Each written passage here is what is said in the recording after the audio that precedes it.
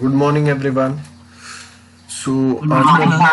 yeah, I hope internals was good. So, we'll start with today's lecture. Last time हम लोगों का जो digital signature CA के roles and responsibility वो सब पॉइंट्स हम लोगों ने डिस्कस किए थे from older notes as well. I hope you remember that. So उसमें इफ़ यू रिमेम्बर कि हम लोगों ने सीए देखा था, सीए के रोल्स रिस्पॉन्सिबिलिटीज. तो सीए के roles and responsibilities under IT act section 17 to section 34 के बीच में डिफाइंड है. ये हम लोगों ने देखा था. Who is CCA? That is also we have defined about CCA.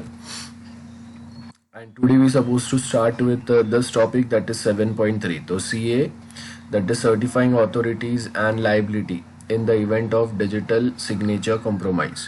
So basically CA जो है उसके रूल्स रिस्पॉन्सिबिलिटीज़ जो हम लोग डिफाइन करते हैं between section 17 to 34 at same point of time उसका लाइबिलिटी भी होगा. मतलब if there are some problem with the digital signature, so वो time पे CA, how CA is responsible for that, so that is what we will be discussing.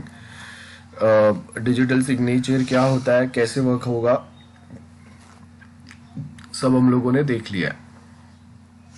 So as you can see the rule of CA is very important in digital signature environment. Like CA can issue a digital signature certificate, manage the functioning of digital signature. मतलब कहाँ पे कौन से level तक आप use कर सकते हैं. They provide different types of certificate.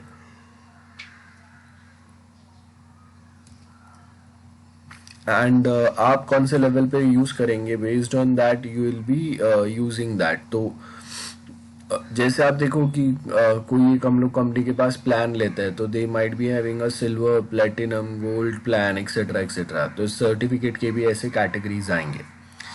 तो आप कौन से पोजीशन पे है, and the work done by you is how much it is, it should remain confidential, and how much it is important. तो बेस्ड ऑन दैट आपका certificate जो है उसके फंक्शंस जो है वो डिफर करेंगे.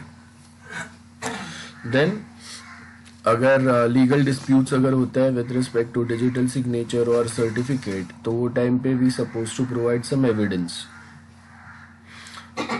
Like if there are dispute between two persons, तो वो टाइम पे she will ask CA to provide the information और अ प्रूफ स्टेटिंग कि okay this person got, I have issued a certificate और to this person from this date and it is valid till this date. ऐसा एक proof जो है हम लोग को सीए के पास लगेगा.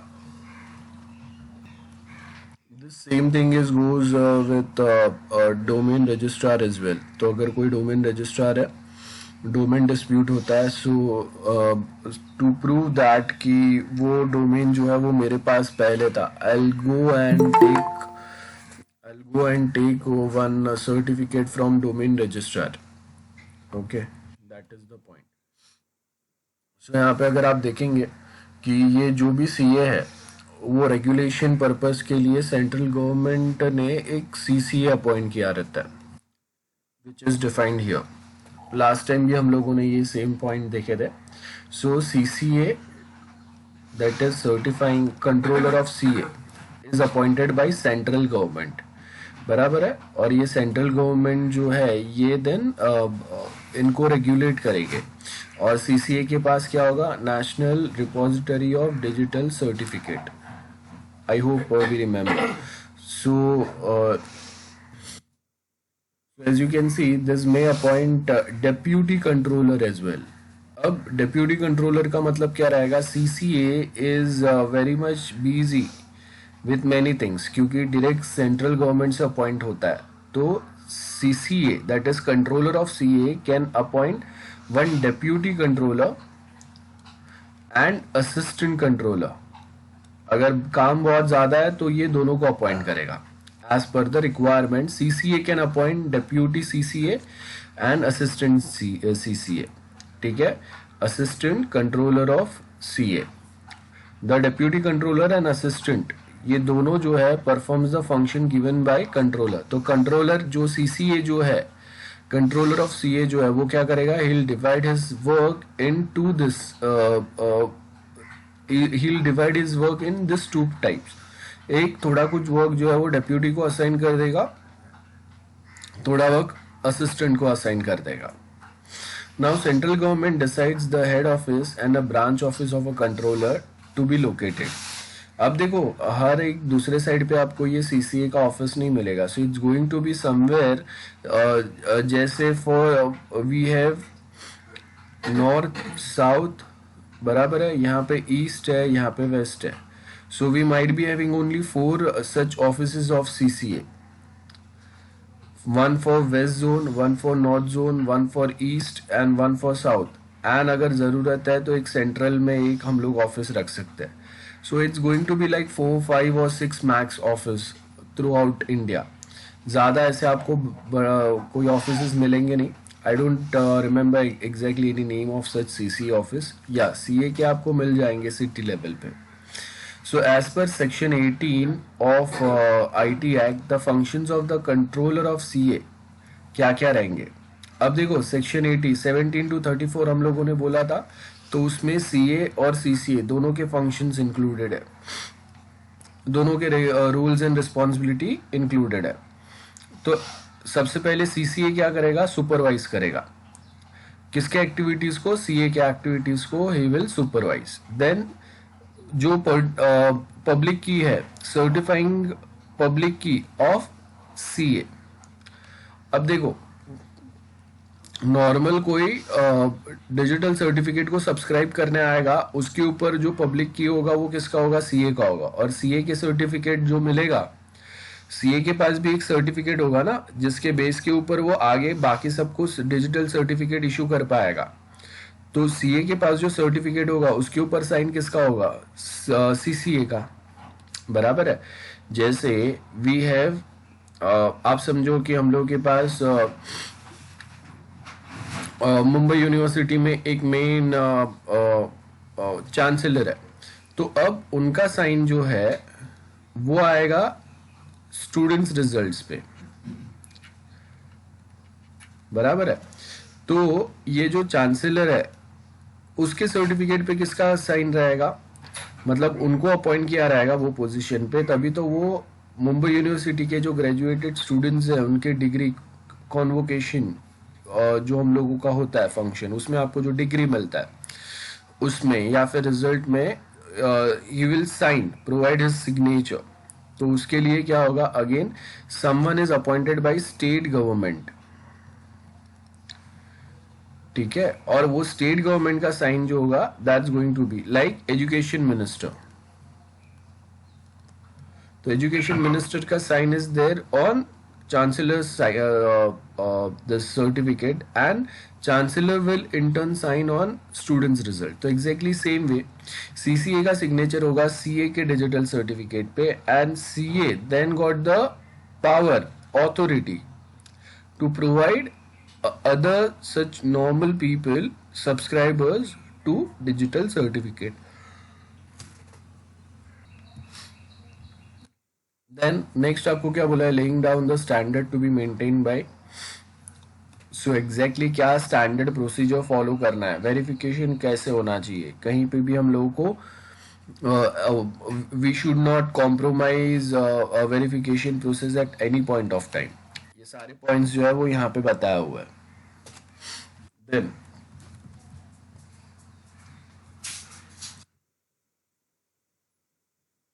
Next we have that is point D. Point D क्या बता रहा है, specifying the qualification and experience which employees of the CA should possess. अब देखो CA के साथ में we have 2 people or 2 department. One is registration authority and second is validation authority, हम लोगों ने प्रीवियस लेक्चर में देखा है। तो रजिस्ट्रेशन अथॉरिटी मतलब न्यू एप्लीकेशंस जो आएंगे वो कहाँ पे जाएंगे, रजिस्ट्रेशन अथॉरिटी के पास। This registration authority will verify कि the application provided by a person is genuine, वो डॉक्यूमेंट जेन्यून है या नहीं है, does that person actually needs a certificate. तो अगर ये प्रॉपर है then they will issue a request to CA, और सीए जो है वो सर्टिफिकेट इशू कर देगा। Same way if I go with that digital certificate for a business purpose, तो वो टाइम पे वो जो भी कंपनी है वो क्या करेगी, वो सर्टिफिकेट प्रॉपर है कि नहीं वो वेरीफाई करने के लिए वो फिर किसको भेजेंगे, they will send it to validation authority. Validation authority CA के पास जो डेटाबेस होता है उसमें से वेरीफाई करके they will send the confirmation report to that subscriber. Now specifying the condition subject to which CA shall conduct the business. देखो अभी यहाँ पे शेल लिखा हुआ है, that is a compulsion which we have. Then specifying the content of written, printed or visual material and advertisement that may be distributed or used in respect of e-signature which is present on digital certificate and public key. अब आपको याद ही रहेगा on digital signature we have cryptographic pattern, that is asymmetric cryptography pattern which is a combination of public key plus private key. Public key is used when I want to send some data to you, so I'll use your public key to encrypt the document and you will use your own private key to decrypt the same document. तो वो आ गया। Then specifying the form and content of electronic or digital signature, तो उसके लिए आपको दिया हुआ है। Specifying the form and manner in which account shall be maintained, मतलब जिसको आपने सर्टिफिकेट इशू किया है उनके डिटेल्स, उनका database. So how to maintain that database, that rules are also provided here. You can just say कि okay I missed out on some data और my hard disk got crash so I don't have any such data available with me now. नहीं, this is the most important part. So you have to maintain in a standard format, और इसका yearly basis पे audit होता है। ठीक है, audit consider होता है on yearly basis. Specifying the term and condition to subject with auditor, देखो यहाँ पे है ना auditor for auditing this may be appointed and remuneration to be paid, ये जो भी auditor है। Then next क्या बोला है, facilitating the establishment of any electronic system by CA either individual basis or jointly with other CA and regulation of such system। अब देखो कभी कभी क्या होता है, we have Indian CA plus we have some foreign CA, तो ये कभी कभी साथ में मिलके भी काम करता है। Like we have some person which is coming from US, और अब उसको इंडिया में अगर सर्टिफिकेट की ज़रूरत है तो वो टाइम पे वो इंडिया में वो इंडिविजुअली सर्टिफिकेट के लिए अगर डिमांड करेगा तो यहाँ पे हम लोग उसको वेरीफाई कैसे करेंगे, is not the citizen of India and we don't have any much information about this person, then we might be having one और two CA which works jointly for such specific conditions when application comes which are not only from their local area or a region जहाँ पे आपको खुद से verify करना difficult है। Then as you can see यहाँ पे हम लोगों ने सोली एंड जॉइंट वाला जो कंसेप्ट है वो पढ़ लिया। After that we have specifying the manner in which CA shall conduct. Shall याद रखो, wherever that is a shall मतलब we have a compulsion or compulsory condition. ठीक है, तो how they are going to deal with their subscriber of digital certificate, resolving any conflict of interest between the CA and the subscriber। जैसे CA ने अगर किसी का certificate अगर without information अगर ब्लॉक कर दिया, टेम्पररी सस्पेंड कर दिया, then that is what we mean by a dispute। so how we are going to resolve such dispute, वो भी यहाँ पे laying down the duties of CA बराबर है, वो तो हम लोगों ने बता ही दिया। We have section 17 to section 34 which basically defines or lay down the duties of CA।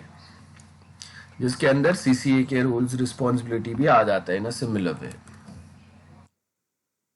Then उसके बाद में मेंटेनिंग द डेटाबेस, ये सेम है, आप पढ़ लेना।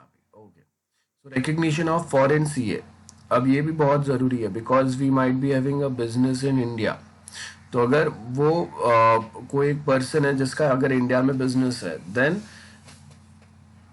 we might be having a CA who provides a certificate to this who basically inheriting certificate from this foreign CA, बराबर है। तो यहाँ पे आपको क्या बोला, as per section 19 the controller that is CCA में with the previous approval of central, जो हम लोगों का मेन गवर्नमेंट है।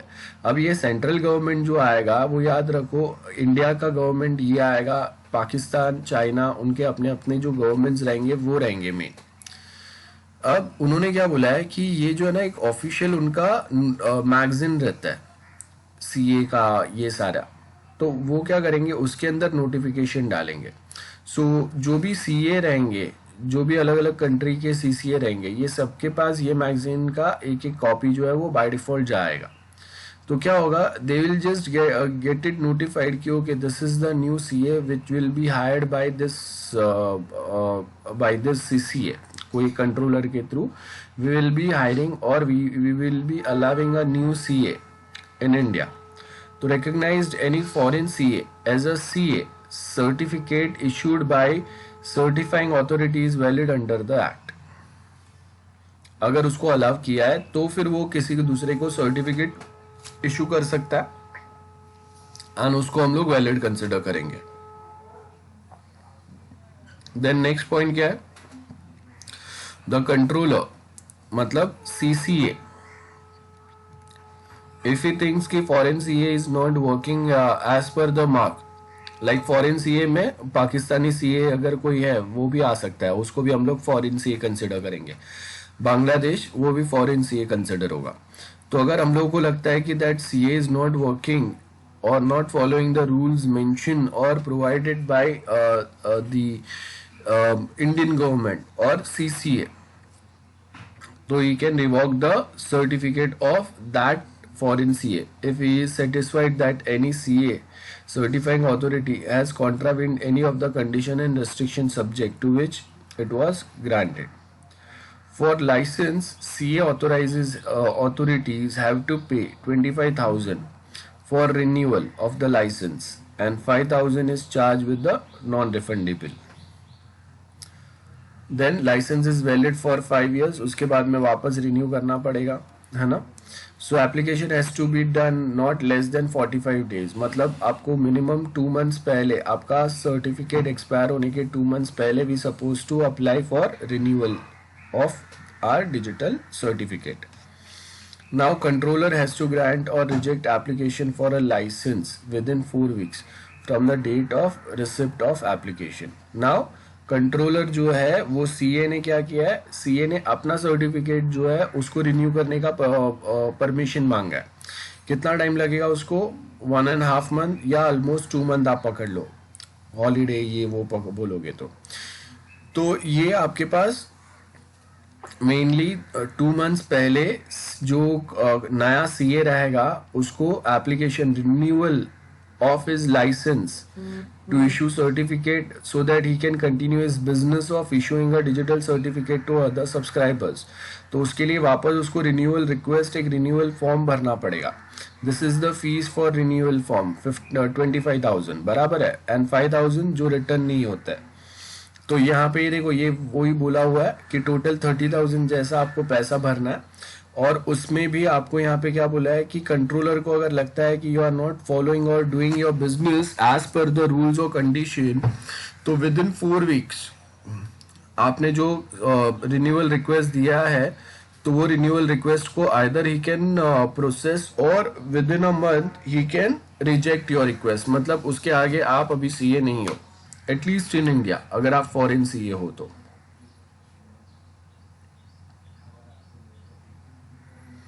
So I hope this is very clear to everyone.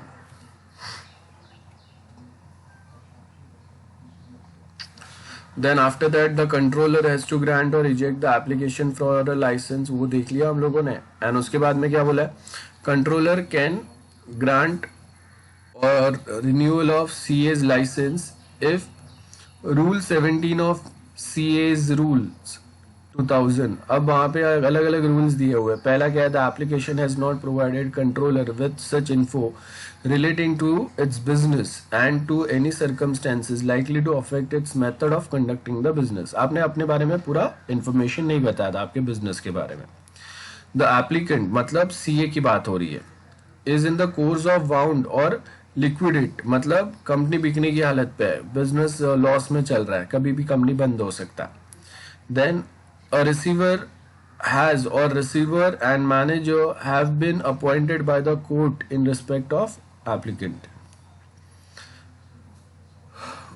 उनका कोर्ट केस या वो कुछ चल रहा है ना। So in such legal proceedings is well if some other person is appointed from the court side instead of the original CA जो था, तो वो टाइम पे भी CCA can cancel the licence. The applicant और any trusted person has been convicted whether in India और outside India of an offence of conviction for which involve finding that it is or such trusted person act fraudulently or dishonestly। बराबर है। तो CA के साथ में जो connected person है या जो CA है उसने क्या किया, फ्रॉड किया है ना। अगर ऐसा कुछ आपको पता चला सो वो टाइम पे भी CCA will cancel the license of CA। The controller has invoked performance bonds or bankers guarantee. अब देखो बैंकर्स गारंटी का मतलब क्या है, इफ CA परफॉर्म्स और मिसबिहेव्स और इफ ही डन्स अ फ्रॉड, अगर कोई फ्रॉड किया है देन उसके ऊपर पेनल्टी लगेगा। अब वो खुद अगर पेनल्टी नहीं भरेगा तो कोई एक बैंक गारंटी रहेगा जिसमें से CCA will take out the losses happen to business. अब बैंक गारंटी अगर कैंसिल हो जाता है then CCA will also cancel the certificate of CA। जैसे अगर बैंक गारंटी 5 करोड़ का आपको दिया था, अब वो 5 करोड़ का जो बैंक गारंटी जो पेपर्स पे दिया था या जो डॉक्यूमेंट्स पे या जो प्रॉपर्टी पे दिया था, that properties value is not 5 crore any more now. तो क्या होगा, bank will cancel it's guarantee कि भाई हम लोगों के पास जो प्रॉपर्टी है अभी उसका मार्केट वैल्यू उतना नहीं है जितना स्टार्टिंग में था।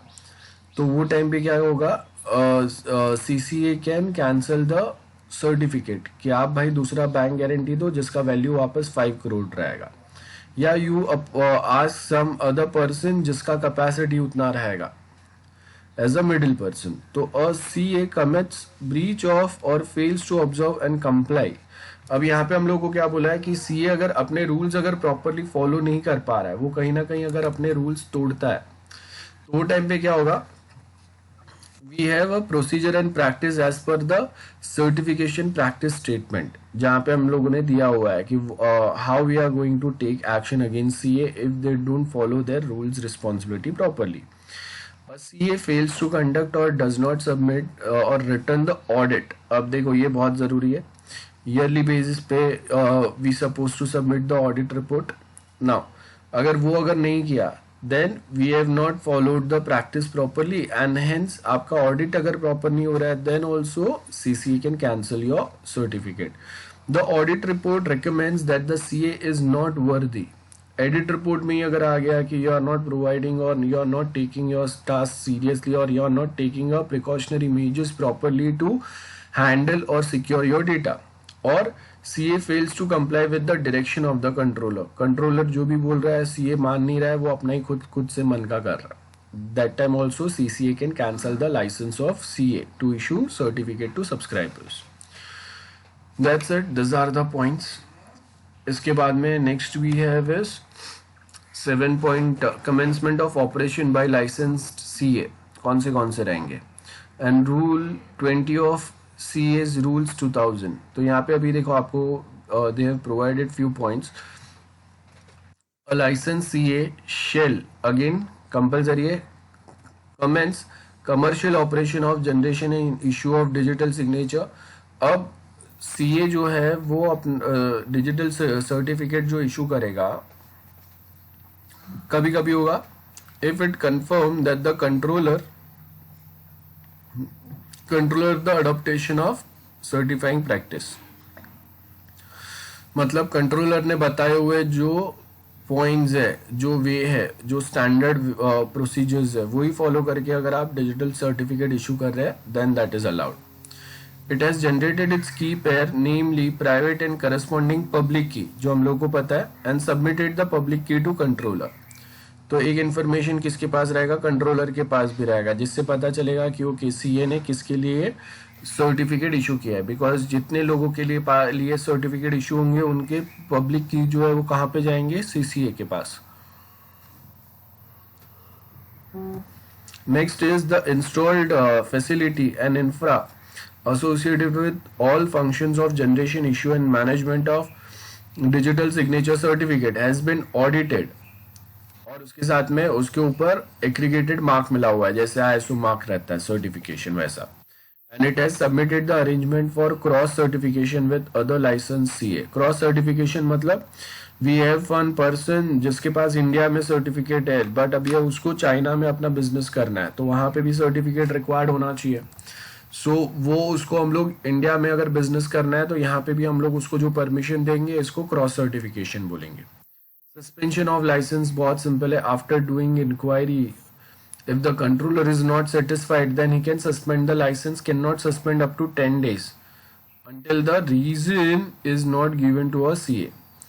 तो अगर बिना रीजन के अगर सस्पेंड किया है देन वापस चालू करना पड़ेगा. ज्यादा टाइम तक आप वो लाइसेंस को हॉल्ट या सस्पेंड मोड में नहीं रख सकते.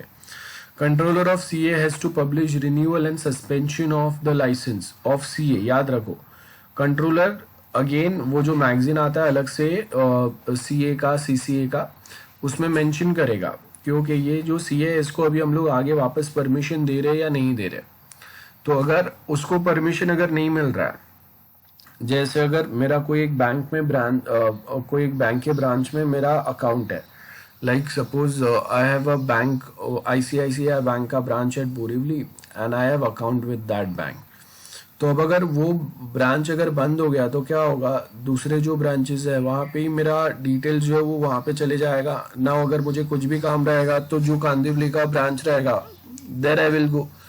Exactly same thing will happen here as well कि अगर बोरीवली वाला जो सीए है वो अगर बंद हो गया then for my own digital signature certificate के लिए I will go to Kandivali वाला सीए बिकॉज सारे कस्टमर्स को उन्होंने कांदिवली पे मूव कर दिया है.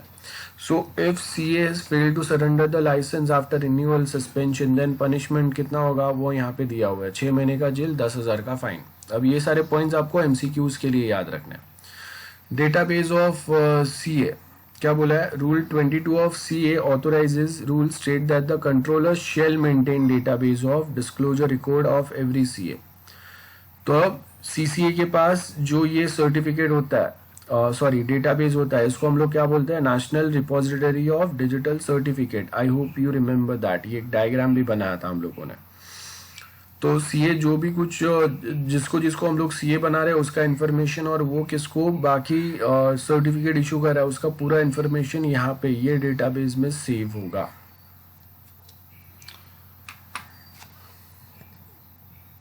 सो यहाँ पे आपको वही दिया, rule 22 of CA rules state that the controller shall maintain a database of disclosure records of every CA.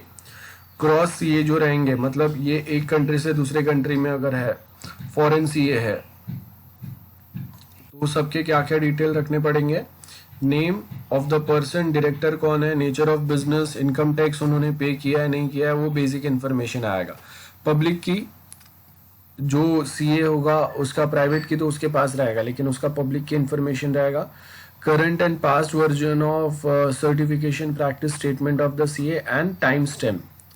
Time stamp मतलब अगर वो यूएस में है तो उसके हिसाब से उसका टाइम स्टैम्प यहाँ पे बताएंगे हम लोग, है ना. जैसे इफ आई से कि it is valid till 15 March itself, तो कहीं पे आज 15 मार्च होके गया, कहीं पे अभी हम लोग के यहाँ पे जब दोपहर होगा, रात होगा, तब वहाँ पे मॉर्निंग होगा. सो वहाँ पे 15 मार्च चालू होगा.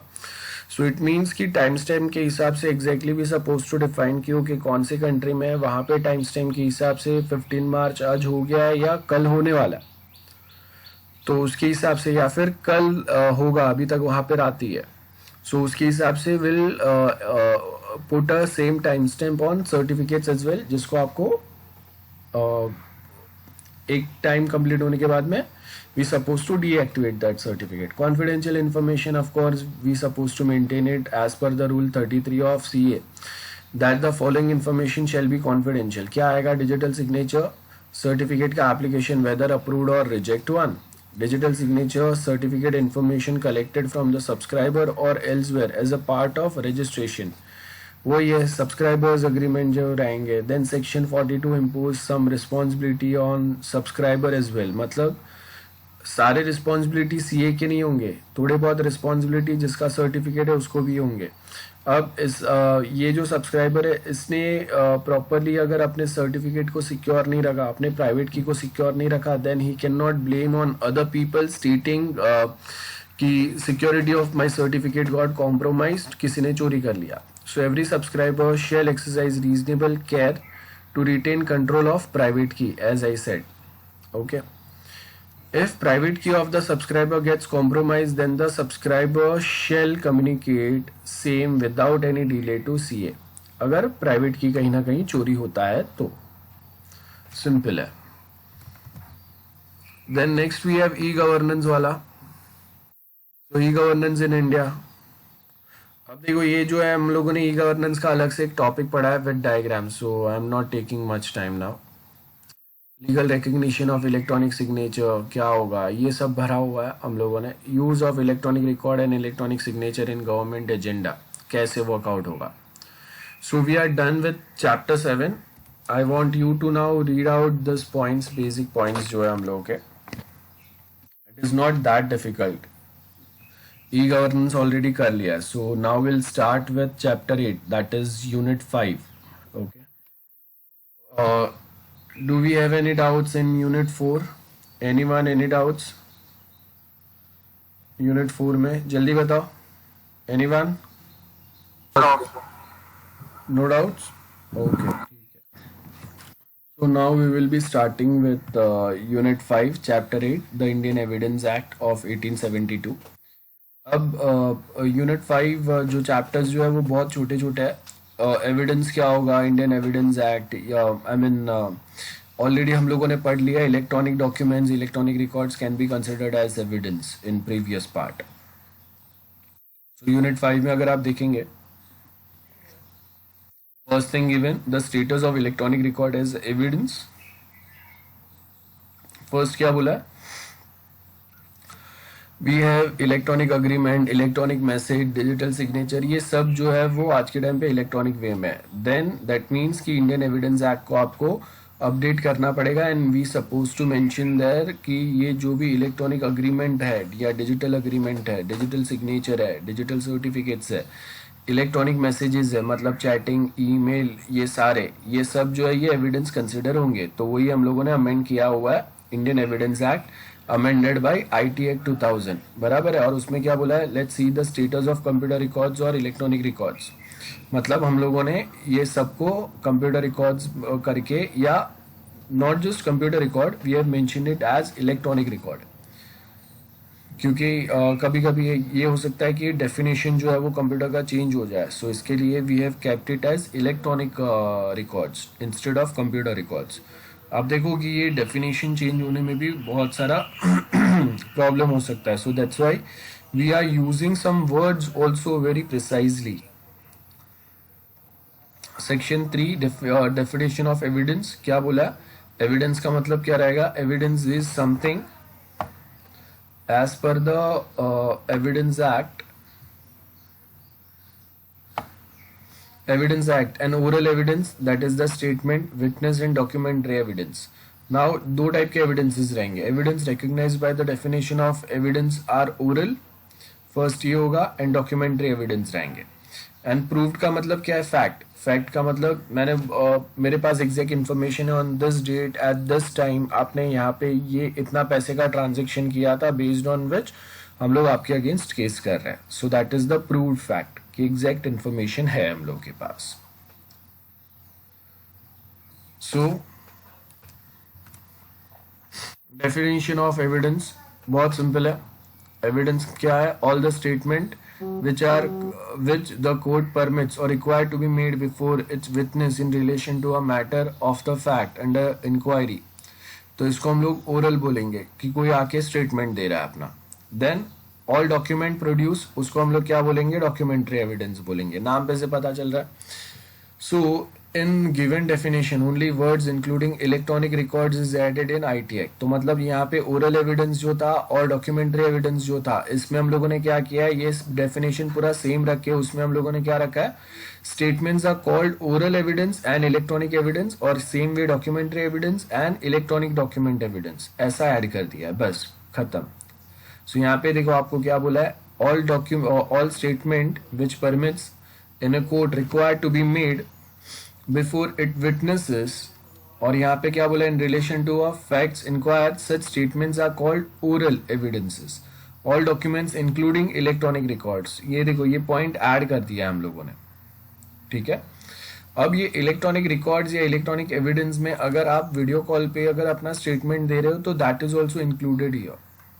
उसको ओरल एविडेंस बोलेंगे लेकिन बाय इलेक्ट्रॉनिक मीडियम, तो वो इलेक्ट्रॉनिक रिकॉर्ड हो गया. Apart from the definition of evidence, the word like electronic records and electronic format introduced alongside. तो यहाँ पे क्या बोला है, the following are some provisions of Indian Evidence Act which are altered in IT Act 2000 like section 17 of Indian Evidence Act. The oral or a documentary word जो है या oral or documentary or contained electronic form shall be substituted. मतलब Indian evidence act में ये वाला word लिखा हुआ है, उसको हम लोग ये वर्ड से रिप्लेस करना चाहिए, बराबर है, वो बता रहे. इन सेक्शन 34 इंडियन एविडेंस क्या लिखा हुआ है, entries in the book of account. अब पहले फिजिकल बुक्स में एंट्री होते थे, अब हम लोग क्या बोलेंगे, entries into book of accounts including those maintained in electronic form. तो ये कुछ जो पॉइंट्स है ये रिप्लेस होने चाहिए विद द ओरिजिनल पॉइंट्स जो अभी हम लोगों के इंडियन एविडेंस एक्ट में मेंशन है, क्योंकि वो जब पॉइंट्स बनाए थे वो टाइम पे कंप्यूटर्स नहीं थे, आज है हम लोग के पास. Next is section 35 of Indian evidence act. क्या बोला है यहाँ पे देखो, word in both places where in it occurs the word record और इलेक्ट्रॉनिक रिकॉर्ड. मतलब रिकॉर्ड का मतलब आप चेंज कर दो, सिर्फ रिकॉर्ड मतलब फिजिकल रिकॉर्ड नहीं, it also considered by default as electronic record as well.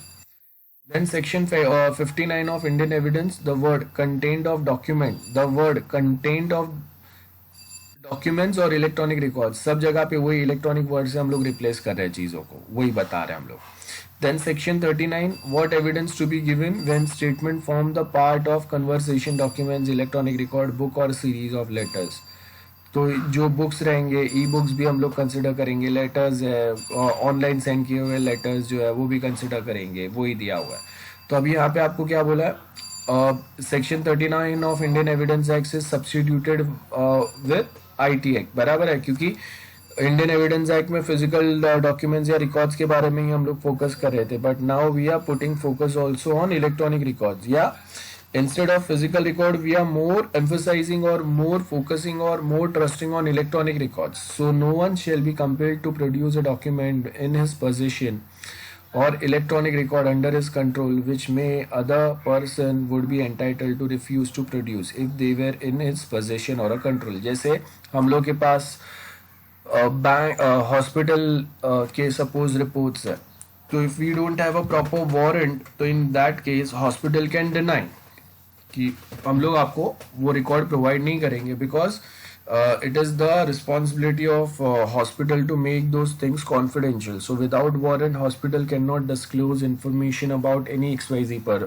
Patient, whether that patient is criminal or no, whether is criminal or is not. Still hospital supposed to maintain the privacy. Because next time अगर police अगर कुछ records hospital के, वो patient के record वो hospital के पास से लेके गए, लेट्स सपोज कि we have any big celebrity or a businessman, उसने कोई सर्जरी कराया था, प्लास्टिक सर्जरी, कोई फेस पे सर्जरी कराया, अब उसका information is disclosed by that hospital or by that doctor. अब वो पुलिस जो है वो रिकॉर्ड लेके गए, लेकिन कुछ भी प्रूव नहीं हो पाया. वो जो भी केस वो सेलिब्रिटी या पॉलिटिशियंस के अगेंस्ट या बिजनेसमैन के अगेंस्ट चल रहा था, बट क्या हुआ, उसने जो अपना ट्रीटमेंट कराया था वो तो कॉम्प्रोमाइज हो गया. सो वो अगर कॉम्प्रोमाइज हो गया then who is responsible, that hospital, that doctor is responsible. तो इसके लिए बहुत बार मेरे पोजीशन में अगर कुछ एविडेंस है मैं उसको देने से मना कर सकता हूँ. You provide me a proper, you give me this warrant, a proper warrant, official warrant, and against that warrant I'll issue whatever data you want. ये होगा. और as we know warrant issue करने के लिए आपको मजिस्ट्रेट के पास जाना पड़ेगा. उसके पास जाके यू सपोज टू मेंशन कि okay this are the evidences जो मेरे पास है, इसके आगे के एविडेंस और केस को कंटिन्यू करने के लिए आई रिक्वायर्ड अ वारंट. और मजिस्ट्रेट अगर वारंट देते हैं देन वो वारंट लेके हम लोग हॉस्पिटल के पास आएंगे, है ना. And based on that warrant hospital will provide data to us. So यहाँ पे क्या बोला है, डेफिनेशन ऑफ डॉक्यूमेंट. और document means any matter expressed और describe upon any substance by means of letter, figure और मार्क्स. ये भी एविडेंस कंसिडर होगा. सो यहाँ पे आपको क्या बोला, a writing is a document, word printed, lithography है, कोई फोटोग्राफ है, डॉक्यूमेंट्स, अ मैप और a plan is also document. तो क्या क्या चीज को हम लोग डॉक्यूमेंट प्रिपेयर कंसिडर करेंगे वो दिया हुआ है. जैसे पुराने टाइम पे वो मेटल प्लेट होते थे, उसके ऊपर कुछ इंस्क्रिप्शन लिखे हुए रहते थे, स्टोन में लिखे हुए कुछ इंस्क्रिप्शंस, कुछ डॉक्यूमेंट्स है, तो उसको भी हम लोग डॉक्यूमेंट ही कंसिडर करेंगे. देन नेक्स्ट हम लोग को यहाँ पे क्या बोला है, ingredient of the definition, any matter expressed or described upon any substance by means of letter, figure or mark or by more than one of those means. So यहाँ पे वही दिया, electronic record, data and computer system. ये तीनों को हम लोगों ने ऐड किया हुआ है. Electronic record we already know, so no need to again discuss about it. Electronic record means क्या होगा, data generated, image, sound, movie जो भी जनरेट हुआ इलेक्ट्रॉनिक फॉर्म में आपने उसको सेव किया, उसको इलेक्ट्रॉनिक रिकॉर्ड बोलेंगे. डेटा का मतलब क्या होगा, फॉर्मलाइज नॉलेज वाला डेटा आपने फिल्टर आउट करके रखा है, बराबर है. अब यहाँ पे देखो क्या बोला है, including computer print out, magnetic tapes, hard disk जो है वो, ऑप्टिकल मीडिया है, पंच कार्ड जो अभी यूज नहीं होता है, तो ये पुराने वाले. देन कंप्यूटर सिस्टम किसको बोलेंगे, any system which can take input and process it and generates output, इसको कंप्यूटर बोलेंगे. So device, computer device system means a device or a collection of devices including input, output, support device and excluding calculator which are not programmable. Remember, programmable calculators considered as computer itself. ठीक है. सो वो यहाँ पे आपको दिया हुआ है. From the definition of electronic record, data and computer system, it is clear that the electronic record can be appear on the screen of the monitor or it can be stored on hard disk, CD or a floppy, and an expression or a description of a matter upon any substance stored in that. Next given here, characteristics of electronic record बहुत simple है. Now I want you to read. So we have section 63 secondary evidence. Secondary evidence का मतलब क्या है, supportable evidence, है ना. Primary evidence नहीं है. प्राइमरी एविडेंस मतलब जो डायरेक्ट वो सेम पॉइंट से हम लोग को जो एविडेंस मिलता है वो प्राइमरी एविडेंस होता है. सेकेंडरी एविडेंस मतलब कोई एक विटनेस है या कोई है, वो प्राइमरी एविडेंस हो गया. अब अगर मैं बोल रहा हूँ कि okay from mobile company we got your GPS location which was near the place जहाँ पे कोई इंसिडेंट हुआ है या क्राइम हुआ है. so that is the secondary evidence. copy made from the original by mechanical process, जहाँ पे एक्यूरेसी अगर डिफाइंड नहीं है. जैसे मेरा मोबाइल जीपीएस का लोकेशन मिला है बट मेरे साथ और बहुत सारे लोगों का जीपीएस का लोकेशन मिला है. So accuracy is not the accuracy मतलब आई कैन नॉट से कि ओके ये पॉइंट ऑफ टाइम पे, ये दिन, ये टाइम, ये मिनट पे आई वाज देयर, और वही सेम पॉइंट टाइम पे, वही सेम प्लेस पे मर्डर या कोई तो क्राइम भी हुआ है, तो उसको सेकेंडरी एविडेंस बोलेंगे. नाउ सेक्शन 65 क्या बोल रहा है, cases in which secondary evidence relating to document may be given, like secondary evidence may be given of the existence, condition or a content of a document followed by clause D. यहाँ पे दिया हुआ है. अब basic है, चीजें पढ़ लेना. देन 8.2 क्या बोल रहा है, proof and management of electronic records, relevance, कहाँ पे एडमिसिबल रहेंगे, probative value of e-evidence. So there are some certain computer outputs of the original electronic record which has been granted admissibility, मतलब कोर्ट में admissible रहेंगे, court consider करेगा इसको, like documentary evidence in any proceeding without proof or a production of original electronic documents.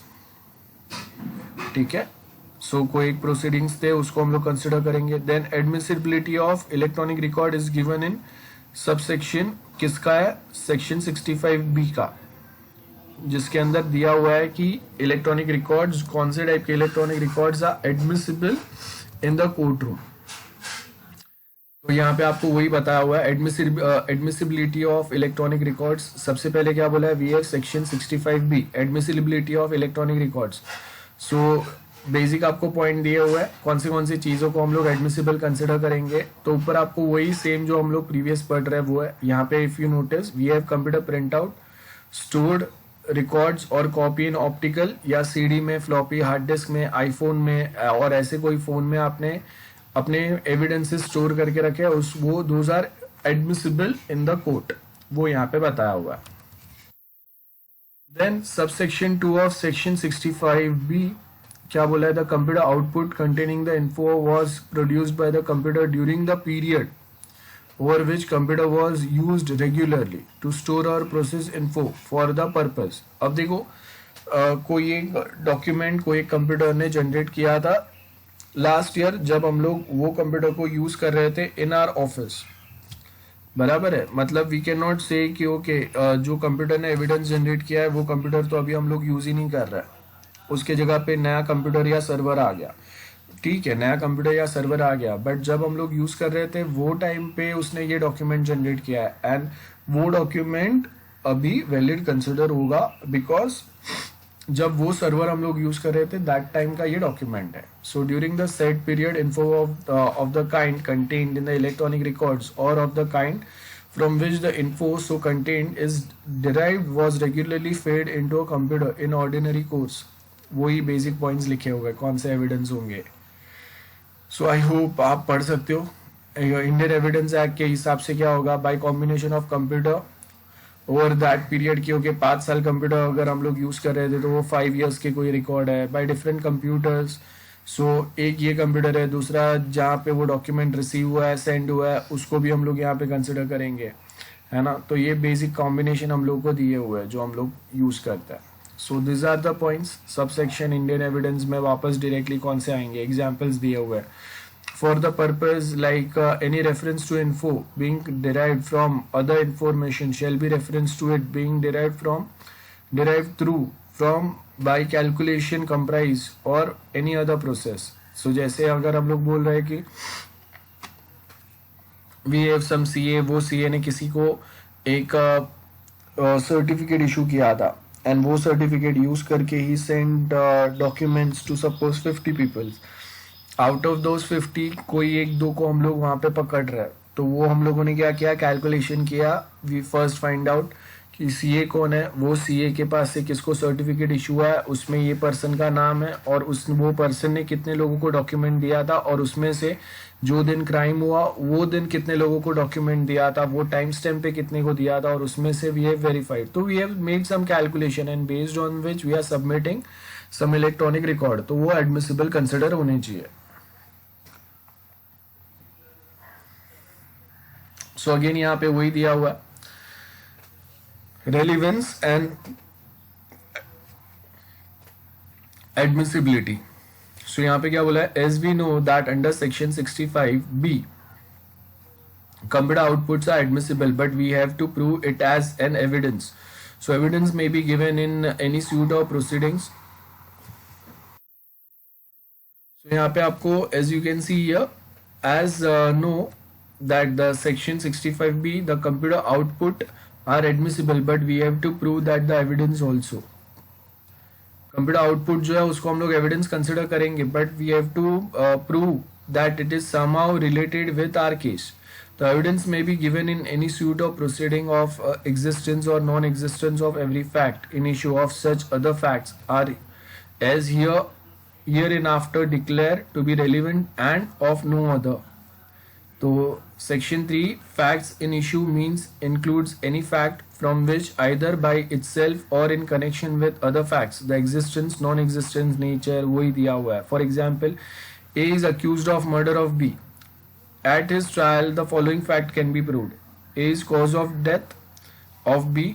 A intend मतलब intention था, कहीं ना कहीं ये दोनों का झगड़ा या कुछ था, we suppose to prove that as well, है ना.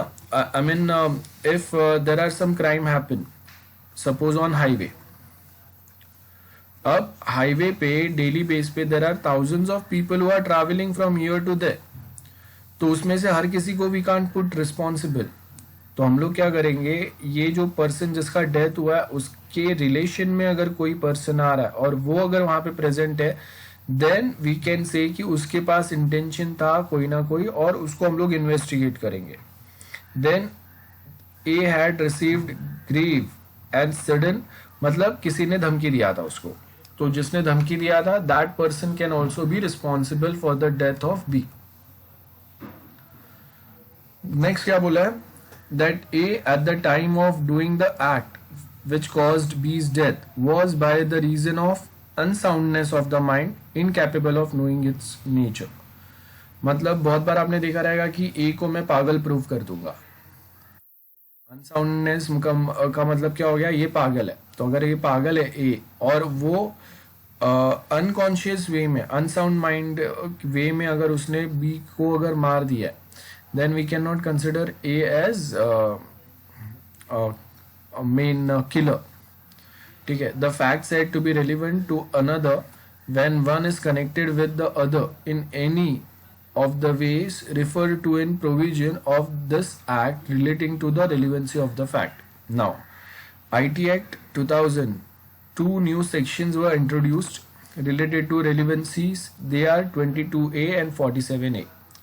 तो 22A का क्या बोला है, when oral admissions as to the contents of electronic records are relevant, oral admission as to the content of electronic are not relevant unless genuineness of the electronic record produced in is question.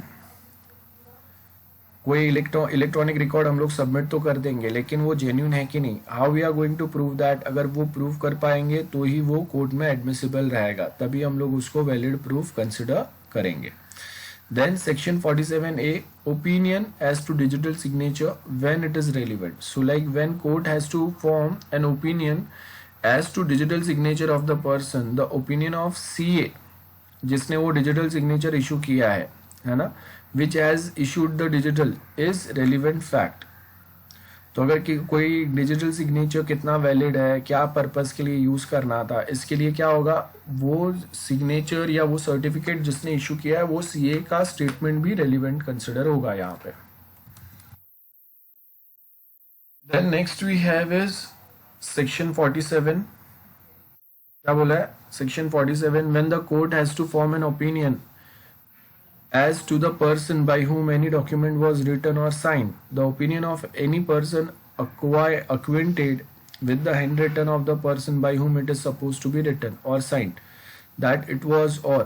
So ये यहाँ पे आपको basic provision लिखे हुए है कि जो person है उसने साइन किया था, उसने चलो डॉक्यूमेंट लिखा नहीं है लेकिन सिग्नेचर उसके. जैसे आप देखो कि पुलिस स्टेशन में अगर हम लोग बहुत बार अगर FIR या कोई रिपोर्ट लिखाता है, तो अभी मुझे FIR या रिपोर्ट कैसे लिखना है, क्या क्या पॉइंट्स लिखने हैं वो मुझे नहीं आता है. तो police will write report for me and on then on behalf of me, and last में I will put my signature on that document. तो वो भी कंसिडर होगा क्योंकि डॉक्यूमेंट मैंने नहीं लिखा है लेकिन साइन जो है वो मेरा है. रेलिवेंस फॉर बिजनेस कम्युनिटी क्या बोला है, existence of course of business when there is a question whether a particular act was done, the existence of any course of the business. The question is whether a particular letter was dispatched. अब हम लोगों ने ये already देखा था if you remember कि place of business क्या है. जैसे अगर मैं बोल रहा हूँ कि कोई एक इलेक्ट्रॉनिक डॉक्यूमेंट जो है लाइक एन ईमेल, तो मैंने उसको सेंड किया था फ्रॉम मुंबई, हेड ऑफिस पे सेंड किया था, दैट इज इन दिल्ली, लेकिन the person who received it और एक्सेस्ड इट वो उन्होंने सपोज साउथ इंडिया में एक्सेस किया इंस्टेड ऑफ दिल्ली, तो फिर वो भी हम लोग कंसिडर करेंगे, है ना. सो यहाँ पे दिया है वही आपको यहाँ पे पॉइंट्स दिए हुए। The question is whether a particular letter reached A, अगर उसके पास गया है देन इट्स फाइन, लेकिन अगर उसके पास पहुंचा नहीं है then we can not blame A कि भाई आपने ये लेटर देखने के बाद भी कोई एक्शन नहीं लिया या कुछ। तो इसके लिए देखो बहुत बार क्या होता है कि अगर कोई एक नोटिस अगर आता है लोगों को तो people don't accept that notice itself. Like अगर वहां पे ऐसा रहेगा कि वो घर लॉक है ऐसा बताएंगे, तो अगर घर लॉक है और आप ऐसे ही वो डॉक्यूमेंट अगर रख के गए थे देन आई कैन डिनाई ना, क्योंकि मेरा साइन नहीं है उस पर। Getting my point. Legal proceedings है, आपको नोटिस आया बैंक के साइड से या फिर पुलिस स्टेशन के साइड से सपोज, तो मैं बताऊंगा कि घर पे कोई नहीं है, डोर जो है वो लॉक है। तो अगर डोर लॉक है तो जो भी वो नोटिस देने आया था वो वापस जाएगा। अगर वो ऐसे ही नोटिस डाल के चले गया तो मैं बोल सकता हूँ ना कि मुझे ऐसा कोई नोटिस मिला नहीं है, क्योंकि मेरे एरिया में देयर आर कैट्स और डॉग्स जो खेलते खेलते लेके गए, आई डोंट नो कहाँ पे अभी है वो। ठीक है, सो यहाँ पे आपको वो पॉइंट बताया हुआ है, मेंशन किया हुआ है कि अगर कोई पर्सन अगर उसको रिसीव कर रहा है, वो रिसीव के सिग्नेचर अगर ऐड कर रहा है, that means it's proved at the end कि उसको वो डॉक्यूमेंट मिला है और उसको वो डॉक्यूमेंट के बेस के ऊपर एक्शन लेना पड़ेगा। So authorship of electronic record क्या बोल रहे हैं हम लोग यहाँ पे, after admissibility relevance of computer output, next step is to prove authorship, कि किस ऑथरशिप का मतलब किसका है वो इलेक्ट्रॉनिक डॉक्यूमेंट, किसने लिखा हुआ है। So under section 65B the author of electronic document is a person who may be given the certificate, the person who has official position in relation to the operation। जैसे हम लोग के पास company में कोई एक मैनेजर है, कोई दूसरा पर्सन है जिसको अथॉरिटी दिया हुआ है कोई एक रिकॉर्ड जनरेट करने के लिए, कोई एक डेटा प्रोसेस करने के लिए, है ना, तो वो रेगुलरली अपने काम कर रहा है। And during the period when the computer was used regularly, वो टाइम पे उन्होंने कोई इंफॉर्मेशन स्टोर किया, प्रोसेस किया था, then only such person only provides the evidence of authorship. जैसे कोई 5 साल से है तो पुराना जो सर्वर था उसके ऊपर भी यही पर्सन काम कर रहा था एंड उसने ही वो डेटा डाले थे, है ना। The normal method of proving a document is calling the witness that the person who had executed और साइन और इज क्वालिफाइड और कॉम्पिटेंट एक्सप्रेस हिज ओपिनियन। सो यहाँ पे वही बेसिक डॉक्यूमेंट बेसिक पॉइंट्स आपको दिए हुए हैं, नथिंग न्यू। आई होप आप ये पढ़ सकते हो। नेक्स्ट जो पॉइंट है that is the probability value of electronic records. तो सबसे पहले the probability value of electronic records is weight, मतलब किसको ज्यादा इंपॉर्टेंस देंगे हम लोग, कौन से एविडेंस को कम इंपॉर्टेंस देंगे। सो यहाँ पे अगर आप देखेंगे we have different types of evidences, oral evidence, documentary, circumstantial. Circumstantial मतलब हम लोग बोलेंगे कि ओके जैसे अगर कोई लड़की ने अगर किसी को अगर मारा या किसी का मर्डर हो गया तो वी कैन से कि देयर आर सर्कमस्टेंसेस जहां पे वो अगर उसके ऊपर जबरदस्ती कर रहा था एंड इन रिटर्न ये जो लड़की है उसने उसको मारा। Like we have a real case जो थोड़े टाइम पहले हुआ था, 3-4 साल हो गए रहेंगे I think. So husband and wife का झगड़ा होता है एंड वाइफ एंड उसकी जो बेटी रहती है दे बोथ प्रूव कि जो हस्बैंड है वो उनको फिजिकली मतलब बहुत ज्यादा टॉर्चर करता था एंड सेकेंड थिंग हस्बैंड जो है वो वाइफ को होर बोलता है, बराबर है। एंड ये इंसल्ट फील करते हुए वाइफ जो है वो अपने डिफेंस में मारती है और जिससे उसका मर्डर हो जाता है। तो इट मीन्स कि husband provoked a wife and daughter and in this provoked situation wife and daughter killed that XYZ person, और डॉटर ने अपने डैड को मारा, वाइफ ने अपने हस्बैंड को मारा, सेम ही पर्सन है दोनों। तो सर्कमस्टेंशियल एविडेंसेस हो गए, गेटिंग। तो कहीं ना कहीं कोई एक सर्कमस्टेंसेस है और उसके बेस के ऊपर वी आर डिराइविंग समथिंग। तो कभी कभी ये सर्कमस्टेंशियल एविडेंस को हम लोग अपने फेवर में भी यूज करते हैं और जो अपोजिशन में रहेंगे मतलब जिनके अगेंस्ट हम लोगों का केस चल रहा है वो अपने बेनिफिट के लिए यूज करने की ट्राई करेंगे. Direct evidence we all know and real evidence मतलब फिजिकल एविडेंस होगा. तो oral evidence as you can see section 1660 में दिया हुआ है. रिकॉर्डिंग है, कोई ओरल एविडेंस है, कोई आके स्टेटमेंट देता है, विटनेस आई विटनेस है. डॉक्यूमेंट्री एविडेंस कोई एक डॉक्यूमेंट है, that's evidence. Circumstantial evidence like cookie monster is found standing by an open cookie jar with the cookie. एक बेसिक पॉइंट दिया हुआ है. डायरेक्ट एविडेंस का मतलब क्या रहेगा? Real evidence the fact in the question proves the guilty of the accuse, like someone sees cookie monster eat cookie out of cookie jar. तो ये क्या हो गया? डायरेक्ट एविडेंस हो गया. Okay. Then next we have is real evidence or physical. तो evidence that consists of physical object that can be offered into evidence. Real evidence का example क्या हो गया? The cookie jar with the cookie monster fingerprint on it. ये real evidence हो गया. Fingerprint है, कोई एक बाल मिला जिसका DNA टेस्ट किया हम लोगों ने, है ना, ब्लड सैंपल हम लोगों ने फाइंड किया, कोई वेपन फाइंड किया और वो वेपन के ऊपर किसी का ब्लड मिला, फिंगरप्रिंट मिला. So these are the real evidence. To enhance the probability value.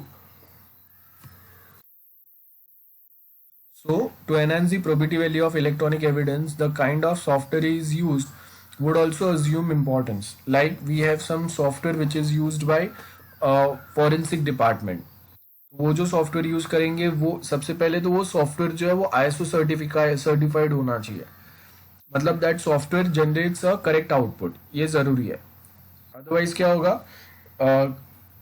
Fingerprint किसी दूसरे का हम लोगों ने मैच करने के लिए वो सॉफ्टवेयर में डाला और वो कोई भी फिंगरप्रिंट मैच करके हम लोग को रिजल्ट दे रहा है. तो इसका मतलब क्या होगा? जो गिल्टी नहीं है उसके ऊपर भी केस हो जाएगा, उसको भी सजा हो जाएगा.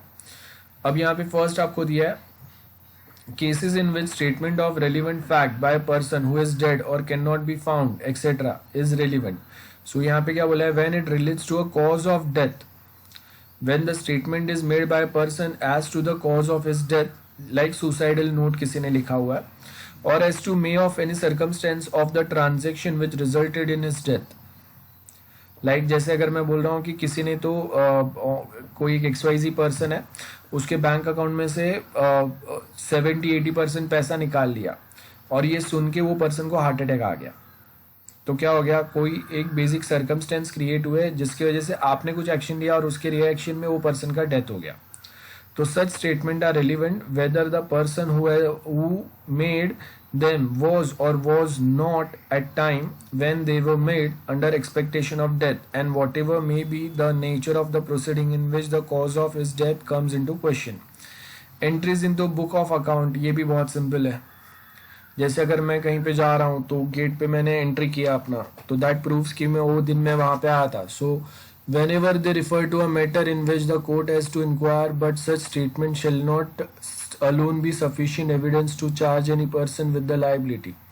Like A files a case for B for 1,000 rupees and shows entry in his account book. लेकिन अब वो account book जो है वो खुद से लिखा हुआ भी हो सकता है ना. What is the proof? तो अगर मैं बोल रहा हूँ कि ओके हम लोग अगर बैंक के पास से लोन लेते हैं, आज के टाइम पे देखो ऑनलाइन आपको लोन मिल जाता है. तो ऑनलाइन लोन का मतलब क्या है? कि उनके पास इलेक्ट्रॉनिक एविडेंस है कि आपने ये लोन के लिए प्रोसेस बटन पे क्लिक किया था, टर्म्स कंडीशन आया, वो आपने एक्सेप्ट किए and based on which online आपके अकाउंट में XYZ पैसा जो है वो ट्रांसफर हुआ. That means you are liable to pay that money.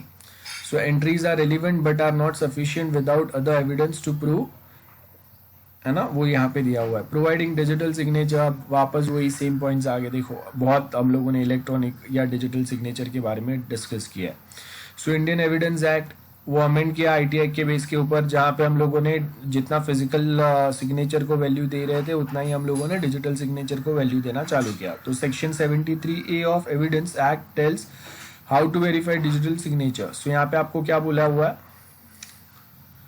Section 73A proof as to verification of digital signature in order to ascertain whether a digital signature is that of the person by whom it purports. So अब देखो यहाँ पे सबसे पहले तो हम लोग को ये प्रूव करना है कि जो पर्सन के ऊपर हम लोग केस फाइल कर रहे हैं that signature belongs to that person only. और उसके लिए हम लोग क्या करेंगे? वो जो पर्सन है वो डिजिटल सिग्नेचर जो है वो कौन से सीए के पास से इशू किया है, या फिर हम लोग आगे कंट्रोलर का हेल्प लेंगे अगर सीए प्रॉपर हेल्प नहीं कर रहा है। सो यहाँ पे एक्सप्लेनेशन आपको दिया है, देखो। For the purpose of controller means the controller appointed by the subsection 17 of IT act, है ना। कंट्रोलर किसको अपॉइंट करेगा? सीए को, एंड सीए फिर आगे सबको सर्टिफिकेट इशू करेंगे। सो यहाँ पे आपको एग्जाम्पल क्या दिया है, if B has filed a case against A relies upon electronic records and alleged that he had affixed his digital signature on the same, which is disputed by B. If it wants to prove his digital signature, मतलब A क्या बोल रहा है कि मेरा digital signature वो document पे है, hence that document is send by me only. B जो बोल रहा है वो रॉन्ग है। तो अब A को अपना बात प्रूव करने के लिए CA का हेल्प लगेगा, बिकॉज CA आके बोलेगा कि हाँ this is the digital signature certificate जो ये डेट को मैंने इशू किया हुआ था, और दिस इज माई सर्टिफिकेट कि ओके मैं सीए हूँ और मेरे पास ये वैलिडिटी है, और वो वैलिडेशन ड्यूरेशन के अंदर ही मैंने वो सर्टिफिकेट इशू किया था टू ए, जिस पे का सिग्नेचर यूज करके ही had done some business online. So A also has to prove the digital signature certificate has been issued in him by making a certificate authority concern as a witness, याद रखो। Then it is reiterated that the court authority, in order to ascertain whether a digital signature is that of the person by whom it is purports to have been affixed, that the person or a controller or a CA to produce a digital signature certificate, any other person to apply the public key listed in digital signature and verify the digital signature। तो वही basic points आपको दिए हुए हैं जो हम लोगों ने लास्ट में डिफाइन किए थे। सिक्योरिंग डिजिटल सिग्नेचर, अब ये देखो आईटी एक्ट के अंदर सेक्शन 15 है विच इटसेल्फ स्टेज की यूनिक टू द सब्सक्राइबर। हर एक डिजिटल सिग्नेचर हर किसी के लिए यूनिक रहेंगे, और उस पर कैपेबिलिटी रहेगा to identify such subscribers, and वो ये वे में क्रिएट किए हुए है कि इट एक्सक्लूसिव कंट्रोल जो है वो किसके पास रहेगा? सब्सक्राइबर के पास रहेगा, बराबर है। एंड आपको उसको सिक्योर रखना है। तो in case of proceeding involving secure digital signature the court shall presume unless a contrary is proved the secure digital signature is affixed by the subscriber with the intention of signing or proving the electronic records. तो वो time पे हम लोग use करेंगे। Then proof of electronic records, क्या बोल रहे हैं? Electronic records are a backbone of e commerce. आज के टाइम पे देखो, अगर मैं ऑनलाइन शॉपिंग कर रहा हूँ तो पेमेंट जो होगा वो भी ऑनलाइन ही होगा, राइट। सो यहाँ पे वही बोल रहे हैं हम लोग, electronic records are the backbone of e commerce. Electronic agreements are also electronic records. So legal principle कि ये जो इलेक्ट्रॉनिक एविडेंस होंगे, ऑनलाइन पेमेंट, और अगर मैं कोई एक प्रोडक्ट परचेस कर रहा हूँ तो वो ये सब इलेक्ट्रॉनिक रिकॉर्ड्स ही कंसिडर होंगे। सो अगर मैंने अमेजोन से कुछ परचेस किया है दैट इज इलेक्ट्रॉनिक रिकॉर्ड। तो section 65B for admitting computer outputs as a evidence of electronic records, तो वही यहाँ पे बताया हुआ है। Like electronic agreements are classified, तो अभी हम लोग इलेक्ट्रॉनिक अग्रीमेंट्स या मैसेजेस को भी प्रूफ कंसिडर करेंगे। तो इफ आई परचेस समथिंग, तो वो टाइम पे मेरा ऑलरेडी अकाउंट है अमेजोन के साथ में, तो वो टाइम पे मैंने कोई एक अग्रीमेंट पे अप्रूव किया हुआ है ना, और उसके बाद में मैं बाई पे क्लिक कर रहा हूँ, तो वो क्या हो गया? That is an electronic agreement, है ना। An e agreement to email messages between the parties with digital signature of the party sending the message। Without digital signature अगर है तो वो भी हम लोग बताएंगे। सो इन सेक्शन 85 क्या बोला है? The following presumption is created for electronic agreement signed by both the parties. क्या क्या प्रिजम्पशन है? सो यहाँ पे आपको क्या बोला है? The court shall presume that every electronic record purporting to be an agreement containing the digital signature of party, जिसने वो ट्रांजेक्शन किया है। The word shall presume and unless the contrary is proved are missing। तो आपके पास exact अगर information नहीं है कि वो जो भी अग्रीमेंट है उसके ऊपर डिजिटल सिग्नेचर मेरा ही है, till that point of time we can not say कि वो अग्रीमेंट मैंने ही किया हुआ है। बेसिक है। प्रूविंग इलेक्ट्रॉनिक मैसेज, क्या बोला है अभी? Electronic records and electronic message status of documentary evidence. Nowadays many people are using email, तो email message can easily campers and manipulated, है ना। तो इसके लिए आपको प्रिकॉशनरी मेजर्स लेने हैं, because email messages can be manipulated while sending, है ना। सो डिजिटल सिग्नेचर जो है वो वो जो ईमेल गया रहेगा उसका क्रेडिबिलिटी बढ़ा देगा। Then data is encrypted using the asymmetric cryptography, तो वो टाइम पे उसका भी क्रेडिबिलिटी जो है वो बढ़ जाएगा, बिकॉज हम लोगों ने सिक्योर वे में डेटा सेंड किया था, प्लेन टेक्स्ट में नहीं। देन ये तो हम लोगों को पता ही है, digital signature is use to identify the signatory and grant integrity. Rule reception 12 of IT act gives the information about the acknowledgement of the receipt. Then section 12 क्या बोल रहे हैं, acknowledgement of the receipt, where the originator has not stipulated that the acknowledgement of receipt of electronic record be given in a particular form, any communication by addressee, automated or otherwise। Company के side से system generated email जाते हैं, वो automated email हो गए। Company ने automated machines रखे रहेंगे based on your task, your activity, your action, the system or a server will generate some messages, है ना, automatically, तो वो recipient हो गया। Any conduct of addressee sufficient to indicate to the originator that the electronic record has been received, whether the originator has stipulated। अब देखो ये basic points ही आपको दिए हुए हैं, अब उसके आगे क्या बोला, इलेक्ट्रॉनिक मैसेज में क्या आएगा, क्या क्या चीजें हम लोग कंसिडर करेंगे। ओरिजिनेटर कौन है, ई मैसेज का रिसिपिएंट कौन था, मतलब ओरिजिनेटर मतलब कहाँ से मैसेज जनरेट हुआ, किसको जाना था, मैसेज के अंदर क्या क्या पॉइंट्स थे, ट्रांसमिशन जो हुआ वो कौन से वे से हुआ, क्या कंटेंट थे उसमें, और कंटेंट चेंज नहीं हुआ है, ये भी आपको प्रूव करना पड़ेगा, तब जाके वो जो मैसेज है उसको इलेक्ट्रॉनिक रिकॉर्ड कंसिडर करेंगे हम लोग। Next is places pieces of evidence relevant to the originator, the author statement of the image that is the original to himself, witness statement if any, who is having the knowledge of content of e-message, वही है, proof of email address from where the e-message was sent to addressee, ये सारे जो है वो relevant consider होंगे। I hope this is clear to everyone। So बहुत basic से points है, इसके लिए मैं बहुत quickly complete कर रहा हूँ। Now pieces of evidence related to address ही क्या बोला है, प्रूफ ऑफ ईमेल एड्रेस, वापस वही आएगा, इज लाइकली द लेटर जहाँ पे ओरिजिनेटर को गया है, oral evidence of person who may be aware of email addresses to the originator, proof of identification of originator. Basic points है, आप देख लो, पढ़ लो, अगर कुछ डाउट्स है तो बोलो मुझे। Presumption as to electronic record क्या बोला है, कोर्ट में presume that the electronic message forwarded by originator, जैसे व्हाट्सएप की बात है, तो अगर मैंने फॉरवर्ड किया है वो, then I am also responsible for that. So for the purpose of this the expression addressee and originator shall have the same meaning. अब कभी कभी क्या होगा, मैंने फॉरवर्ड किया और मेरे फॉरवर्ड करने के बाद में कोई प्रॉब्लम हो गया, then I am responsible, but at same point of time हम लोग को ओरिजिनेटर भी फाइंड करना रहेगा जहां से ये मैसेज चालू हुआ था। सो जैसे देखो कि व्हाट्सएप पे कोई एक वीडियो या मैसेज आता है और उसके बाद में दंगे भड़क जाते कोई XYZ एरिया में, तो वो टाइम पे हम लोगों को जो लोगों ने वो मैसेज फॉरवर्ड किया उनको तो हम लोग पकड़ेंगे, लेकिन जिसने ये मैसेज जनरेट किया he is also responsible.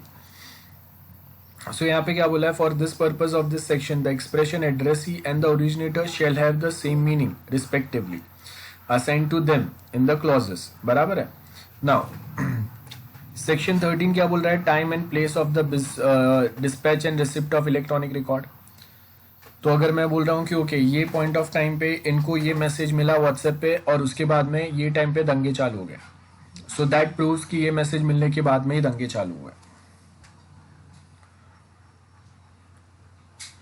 Save as otherwise agreed between the originator, क्या बोला, if addressee has designated a computer source for the purpose of receiving electronic records, receipt occurs at the time when the electronic records enters the designated computer source। so वही आपको दिया हुआ है, save as otherwise agreed to between the originator and addressee, electronic records कौन से कहाँ से dispatch हो रहे हैं, क्या प्रोविजन है ना, वो बेसिक पॉइंट्स दिए हुए हैं। Other amendments in the Indian evidence act, क्या बोला, in section 3 of Indian evidence act it is mention that the CA, मतलब CA जो आपको सर्टिफिकेट इशू करेगा उसके पास जो डॉक्यूमेंट्स रहेंगे वो भी हम लोग वैलिड कंसिडर करेंगे, that is what given here.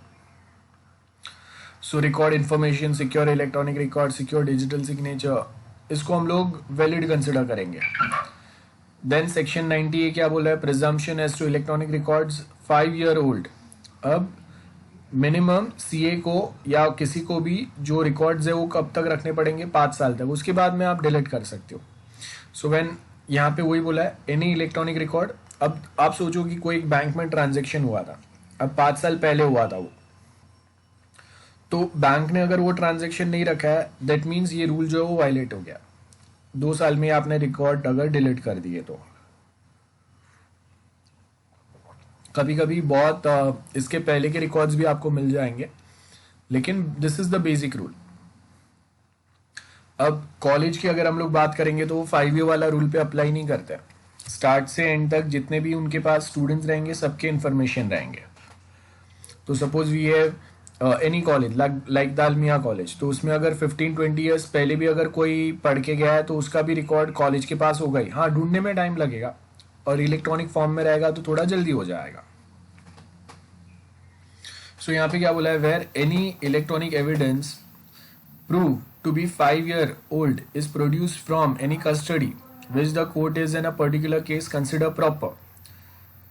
जैसे अगर हम लोग बोल रहे हैं कि ओके XYZ पर्सन ने ये कॉलेज से अपना ग्रेजुएशन कंप्लीट किया था, तो चलो 5 साल पहले किया, but still that we can prove, right. So वो टाइम पे वो कंसिडर होगा। Electronic records are said to be proper, अगर वो प्रॉपर कस्टडी में, जैसे अगर वो कॉलेज के पास या बैंक के पास से ही निकले, मतलब those are the correct records. ऐसा नहीं है कि कोई थर्ड पर्सन के पास से आप लेके आए हो जो केस में कहीं ना कहीं रिलेट नहीं कर रहा है, या जो केस में रिलेट कर रहा है उसका कोई फ्रेंड के पास के आपको वो रिकॉर्ड मिल गया है ना। सो यहाँ पे आपको क्या बोला है, you have to prove to have a legitimate origin, बराबर है कि जेन्युइन पर्सन के पास से लाया हो, और at same point of time उसमें आपको करेक्टनेस जो है कि हम लोग भरोसा कर सके वो लेवल होना चाहिए। ओके, प्रोटेक्शन ऑफ डॉक्यूमेंट्स और electronic records which another person having possession could refuse to produce. No one shall be compelled to produce a document in his possession or electronic records under his control which any other person would be entitled to refuse to produce if they were in his possession or a control. जैसे मैंने बोला था without a proper warrant banks जो है या और कोई जो है वो आपको मना कर सकते हैं। जैसे यहाँ पे दिया आपको बैंकर्स बुक एविडेंस एक्ट। सो ऑनलाइन ट्रांजेक्शन्स, बैंक के पास आपके जो रिकॉर्ड्स है, बैंक अकाउंट्स डिटेल है, उसको हम लोग एविडेंस कंसिडर कर सकते हैं। तो बैंकर्स बुक अमेंड हुआ IT एक्ट के आने के बाद में, एंड उसमें हम लोगों ने क्या किया, included print out of data, passbook आपका है ना, आपके जो रिकॉर्ड्स हुए, क्रेडिट कार्ड डिटेल्स हुए आपके, वो सब जो है इसको हम लोग एविडेंस कंसिडर करेंगे। सो वो पॉइंट सेम आपको यहाँ पे दिया है। सर्टिफाइड कॉपी मतलब कोई एक आप पासबुक के या बैंक स्टेटमेंट रिकॉर्ड्स या क्रेडिट कार्ड के स्टेटमेंट्स आप बैंक के पास से लाएंगे, तो उसमें बैंक का हेडर रहेगा, है ना, बैंक का ऑफिशियल वेबसाइट से वो PDF जनरेट होके आएगा, तो वो सर्टिफाइड कॉपी कंसिडर होगा, जो आपने ऑनलाइन बैंक के वेबसाइट से या मोबाइल ऐप से डाउनलोड किया है, वो यहाँ पे हम लोग बता रहे हैं। नेक्स्ट आपको क्या बोला है, section 2A conditions in the print out. अब कौन से टाइप में आप अगर प्रिंट आउट लेंगे, तो यहाँ पे आपको क्या बोला है, certificate to be effect that is the print out of such entry or a copy such print out be a principal accountant or a branch manager, उसने दिया हुआ है। Certificate by a person in charge of the computer system, like admin है या कोई दूसरा principal या vice principal है, कोई HOD है, ऑफिस में मेन पर्सन है जिसके पास ये ऑथोरिटी था, है ना, तो वो बेसिक पॉइंट्स दिए हुए हैं। उसके आगे safeguard adopted by the system to ensure data is entered or any other operation performed only by authorize person, सिर्फ ऑथोराइज पर्सन को अलाउड है, वही है। सेफगार्ड्स कौन रिट्रीव कर सकता है, डेटा अगर लॉस हुआ तो वो टाइम पे हम लोगों ने बैकअप प्रॉपर प्रोवाइड करके रखा है। ऐसा नहीं होगा कि सिस्टम क्रैश हो गया था तो अभी आपके पास जो डेटा है उसका जेन्यून, वो डेटा जेन्यून है कि नहीं उसका कोई प्रूफ नहीं है, ऐसा नहीं होगा। हम लोगों ने बैकअप सब बना के रखे। मोड ऑफ वेरिफिकेशन भी होगा, जैसे अगर कॉलेज के पास कुछ इन्फॉर्मेशन है, बैंक के पास कुछ इन्फॉर्मेशन है, तो फिजिकल वेरिफिकेशन होता है ना बैंक के पास, अगर आप अकाउंट ओपन करते हैं या फिर आपका आधार कार्ड या पैन कार्ड है, उसी से वेरिफिकेशन हो जाता है। सेम वे आप अगर कॉलेज में एडमिशन ले रहे हैं तो आपने अपने जो 10th और 12th के रिजल्ट सबमिट किए उसका वेरिफिकेशन होता है यूनिवर्सिटी के साइड से. So that is the verification process. और उसके बाद में they will keep you in college. अगर वो करेक्ट वेरिफिकेशन अगर फेल होता है देन अगेन आपको वो कॉलेज में भी नहीं रखेंगे, है ना. सो सेम पॉइंट जो है वो यहाँ पे दिए हुए हैं. That's it. बहुत सिंपल सा पॉइंट था. आरबीआई ने भी ये सेम अलाउ किया है. हेंस जो बैंक के जो रिकॉर्ड्स रहते हैं इनको हम लोग रेलिवेंट कंसिडर करते हैं. सो देखो this is the last part, I mean sorry second last part of unit 5. इसके बाद में we left with only one chapter, that is chapter 9. Okay, ये चैप्टर 8 है. We have now last is chapter 9, that is this one, protection of cyber consumers in India. बस ये एक ही बचा है. एक लेक्चर में ये भी खत्म हो जाएगा. सो आज के दिन में मैं ये चालू नहीं कर रहा हूँ. Next lecture will continue with this. So only one last lecture is required to finish up our syllabus. Okay okay, I hope there are no doubts now. Anyone, any doubts? बताओ जल्दी से. No doubts? Then I'll stop today's lecture here.